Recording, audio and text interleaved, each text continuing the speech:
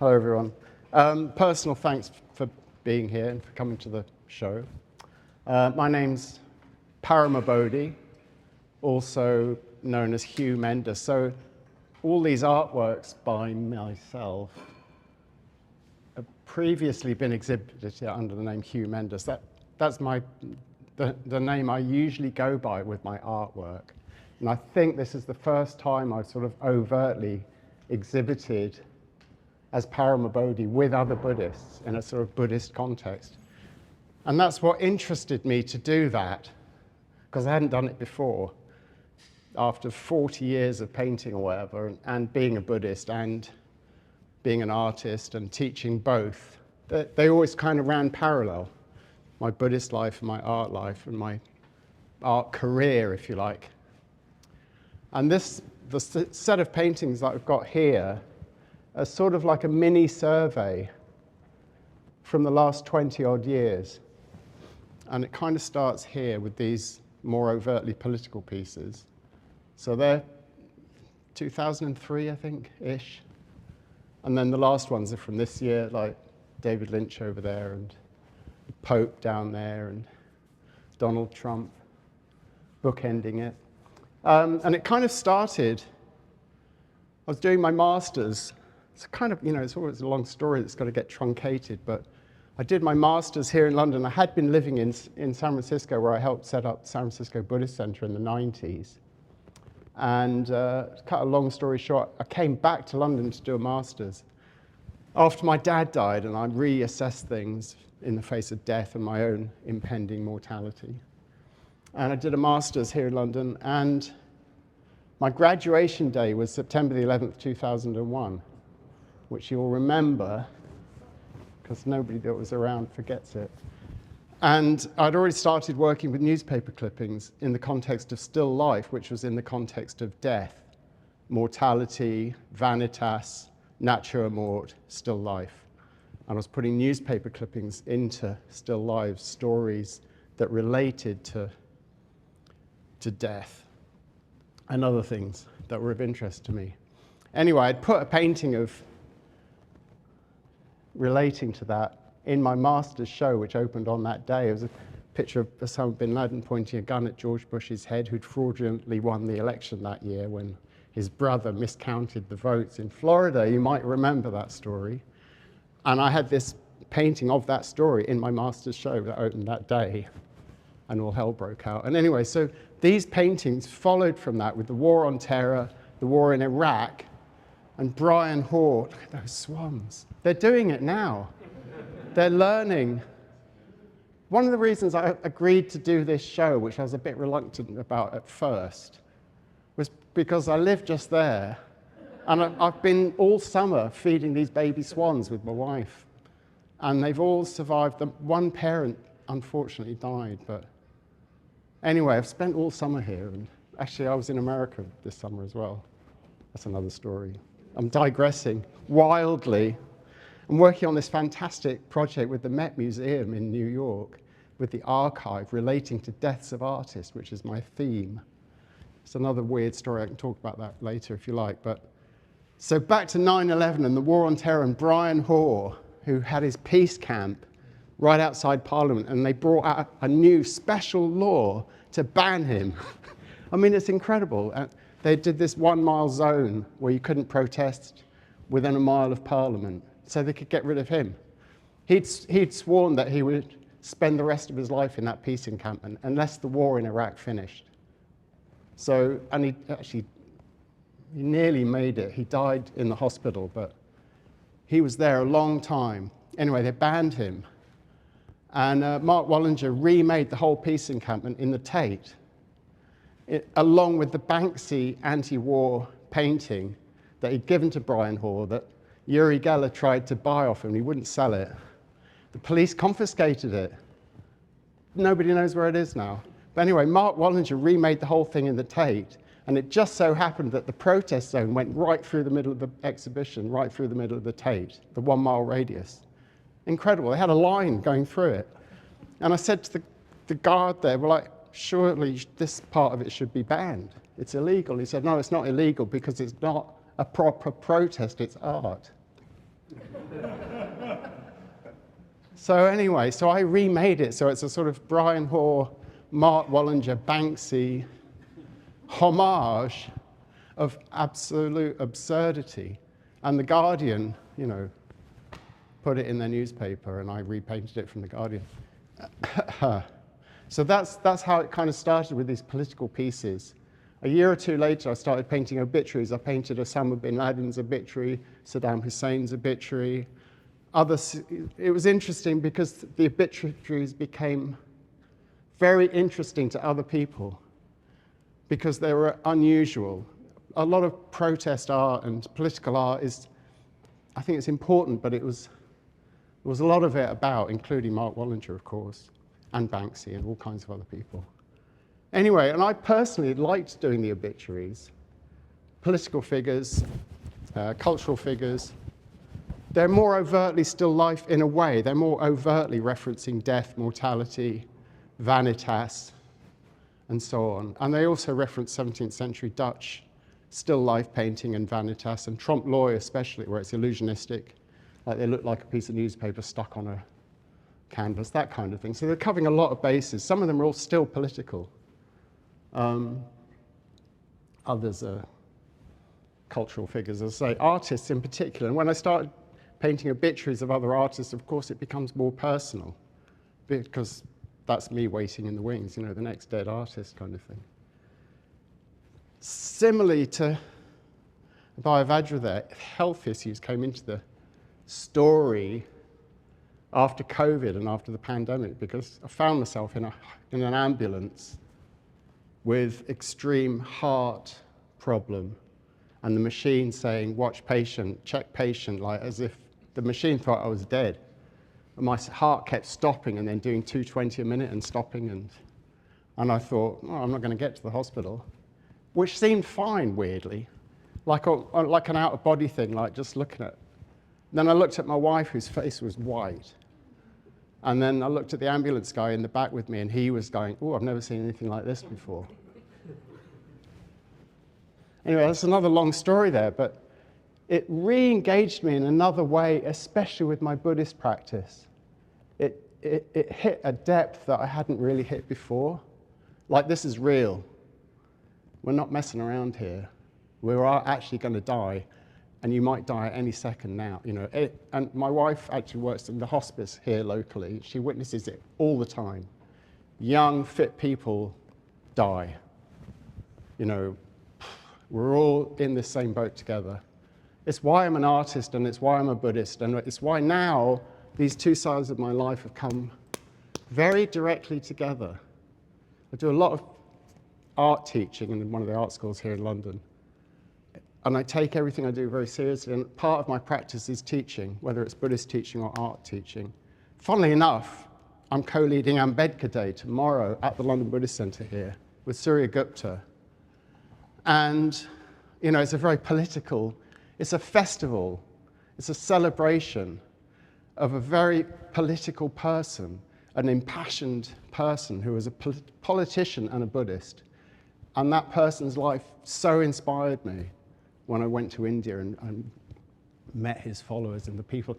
It's another tangent, but it's very important to me. It's very part of my practice that people like this exist. And these are the people I paint in the obituaries. But just to finish, the most recent obituaries that perhaps I've become best known for are the obituaries of other artists, especially where I've used their own self-portraits as an image. There's only one there, and that's Artemisia Gentileschi, which appeared in the National Gallery relatively recently. She was contemporary of Caravaggio. We've also got this Walter Sickert one here, is actually a portrait by Whistler of Sickert. So they're again, multiple layered. They're sort of somebody else's image of that person. The self-portraits, of course, are a way of people, how they want to represent themselves, how they want to engage with the art world, with humanity and whatever. And also for me, it's a way of engaging with a particular person's practice and their way of painting. So you've got that portrait hiding behind the camera is Francois Gillot, painted by Picasso. So you've got both of them in that painting in a way, etc., etc. David Lynch there, one of my great heroes. So I had to re-watch all the films and Twin Peaks' first 2 seasons so that I could engage fully with David Lynch and his smoky persona. Anyway, it's just a fantastic practice. How lucky am I to be able to do that? To hang out with these people in my studio day after day after day, hour after hour, you know, being with them and painting them, and it's fantastic. Anyway, I could go on and on and on, but I won't. I'll stop there. So that's it. But I've got question time, haven't I? If there's a question. There's a question. And there's another one at the back there. This one first. I went to an interview with Gilbert and George last night at the V&A, and of course they appear in all of their work. And of course they refer to themselves as art themselves. Yeah. Do you ever think about you as being art itself? Not the way they do. Not the way they do. I don't like them or their work. Sorry. No, it's okay. I mean, they came across very different in talking. But I suppose what made me feel when they said that they are art is that deep connection, if you like. And I'm wondering whether we can separate ourselves as artists and or do we become an expression of a submerged? life, you could say. You know, and when I talk to people, or it's an expression of my Buddhist life and my art life and my human life and everything I do, you know. It's a full-time practice. So it's going on right now, you know, if you like. That's the way it is. I don't know, that doesn't really answer your question. Well, it kind of does. I mean, with Gilbert and George, it's an overt. Yeah, it is, isn't it? Know.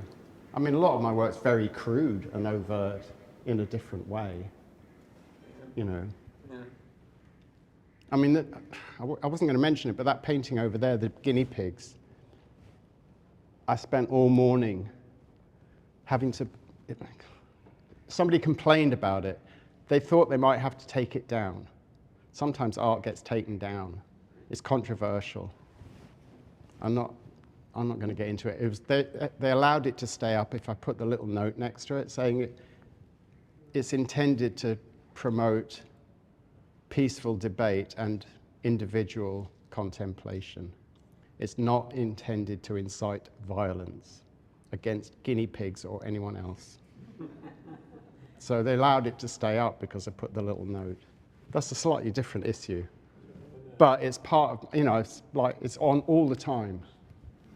You know. But I think that sort of kind of does answer it, because even though you're not overtly in the way that Gilbert do it, I guess it's the process for you with your work, maybe. It's a moment-by-moment thing. The other thing I would say is it's very meditative, painting at this level of detail. It's sustained concentration for hours on end. I mean, they take weeks to make these things, and I have to be extremely concentrated to do it.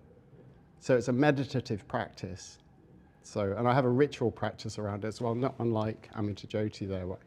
There's a film made on the Buddhist thing online by Chandra Dasa where he asked me about it, and I said, well, I'll ring my little Buddhist bell when I walk in the studio and I chant some mantras, and then I'm there in the studio at work. And then it's my practice, if you like. Yeah. Where's that question at the back there? Yeah, well, I remember yours wasn't in Bin Laden. It must be in a small exhibition somewhere in East London. I had a huge exhibition in East London, at Penny Shakter's place. It was a huge exhibition. It was the 10th anniversary. It was the assassination of No, this Osama was bin before. Laden. This was early 2001, because I'd just come back. Oh, the other one. Okay, sorry. It was quite a tiny picture, actually. Yeah, it could be. And then, yeah, 9/11 happened, and you thought, oh, he knows what's going on. You know what's going on. Prophetic. Quite disturbing, really. Yeah. But recently, you haven't got this one here, but I was in Chichester. Oh, yeah, Chichester. And quite by surprise, I saw a couple of your paintings there. one was Pallant House. Victor Willing, I think. Yeah, Victor Willing. It seems a long way from Osman bin Laden to Victor Willing, who probably not many people know. But it's a startling self-portrait, and I guess that's you responding to it. It's a long way from some of this to... That's why I tried to lay out the sequence, that there is a relationship there. Victor Willing, that painting, that's still up till the end of the month, actually, and it was great to be in that show. It's portraits of artists by other artists, and it goes from Walter Sickert through to... I'm hanging on the wall next to Michael Craig Martin and Richard Hamilton, which is quite an honour to be in that show. But anyway, Victor Willing painted himself as an imaginary self-portrait. He painted it in his 50s, imagining himself at 70, and he never made it to... He died shortly after painting it at 56. The other one next to it is Paula Rego, which was painted, the original one painted by Victor Willing when she was a 19-year-old student. They were both students at the Slade together, and that's when they met. So it's a very romantic pairing, and they had work by both those artists in that show. So it all kind of made sense. But it's a nice juxtaposition, isn't it? Osama bin Laden and Victor Willing, But that's our world, isn't it? Anything else? Or we were going to open it up to some sort of general thing about 10 minutes, generalized about the whole show, and because I didn't think it would work. When I was reluctant at first, I thought you've got two abstract painters, one gestural and one less gestural, and how would you put small figurative paintings? But anyway, everyone that's come here has said they thought it worked really well, and I'd have to agree that it's an interesting, and calling it Painting Now, it kind of covered a few different bases of painting practice in the world. I don't know if anyone's got anything to say about that as a general, or any more questions to the others. I've walked away from the podium now. Was there anything else? Otherwise, we can just sort of break up and talk in. I suppose it's about the space. Does the space enable it to work together? Because, I didn't think about that juxtaposition of your work compared to everybody else's. It just felt that it fitted in quite comfortably. And maybe that's something to do with the actual space itself. Enables that to go. So. I think that's what appealed to me. It's an incredible space, and it's beautifully... it's a lovely afternoon. But having the water and the wildlife, and I think it was a big part of the show. We made a decision to make it quite spacious and to allow the outside to kind of relate and come in and interact with the paintings as well. I think that was a very good decision on our part. Yeah. And I think the contrast as well, because the works, Karen Bodie's Hugh's work is very small, and that contrast, I think, interestingly, and it's figurative, so it's so different in a way that I think that sort of is refreshing. So, yeah. How did that work with you work with two people, the three of you work together along with two people in the actual hanging? I'm wondering, sorry? There was one other curator. Okay, one other, how that worked between the four of you in agreement with each of you as artists about how your pieces would be positioned alongside each other's, or how? It was How did very that happen? easy. Okay. We all met here in the space and talked about it, and it just seemed... My impression was that it was very easy, and we were all on the same wavelength.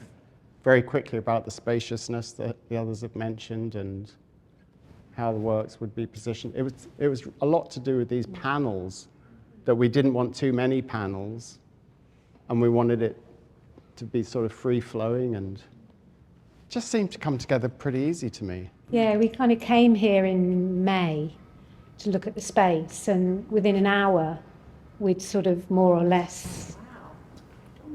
I think what it was, we decided what the heart of the commonality was. And it's to do with, well, it's a Buddhist idea of spaciousness, or light spaciousness, that really is something that we all relate to in our work. So we wanted the work also to be very interrelated, you know, so there weren't sort of one person over here, someone in the middle and someone at the other end. So it's like we grasped the commonality in our perspectives very quickly. And then when we invited the person in, Bob Matthews, to curate it with us, we already were sort of had some good ideas which he embraced and modified, because he's used to curating. So he brought his ideas and was able to explain why he thought we should change some of the ideas. So yeah, it was just, I think also, I don't know, I've just experienced working with Paramabodhi and Abhayavajra, just very easy, partly I think because of their Buddhist practice. You know, it's a kind of, and we've known each other for 20 years, over 20 years, all of us. So there's a sort of common ground there. I was very interested personally in the depth of both of your practices, that you took it really seriously. The way I did, that you weren't messing around. You had a very engaged, very full-time practice, even though it came out in very different ways. And in a way, that's what interested me, that you've got Buddhists with a full-time painting art practice, and it's completely different. And none of us paint Buddhas. That was all, you know, it's interesting to me. We could all do with a bit more stillness and kindness in our lives, in the world, and they're basic principles for humans, whatever their religious beliefs or spiritual beliefs or whatever. We're all here for at least 20 minutes.